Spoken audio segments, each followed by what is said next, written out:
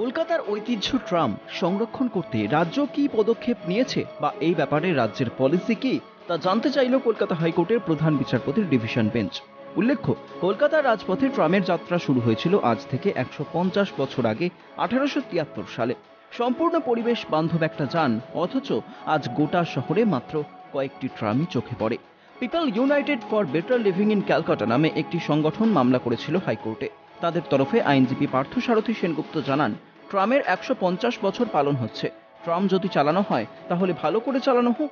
২-৩টি tram চলছে, কোনো সময়ের ঠিক নেই। দূষণমুক্ত একটা বাহন, কিন্তু কোনো নীতি না থাকায় সাধারণ মানুষ এর সুবিধা পাচ্ছে না। সরকারের আর্থিক ক্ষতি হচ্ছে, সরকার নষ্ট করছে। একটা বিশেষজ্ঞ কমিটি গঠন করা হোক বিষয়টি দেখতে। প্রধান বিচারপতি টি.এস. শিবজ্ঞানম জানান, ট্রাম একটা হেরিটেজ। শুনেছি কলকাতার ট্রাম পুরস্কার পেয়েছে।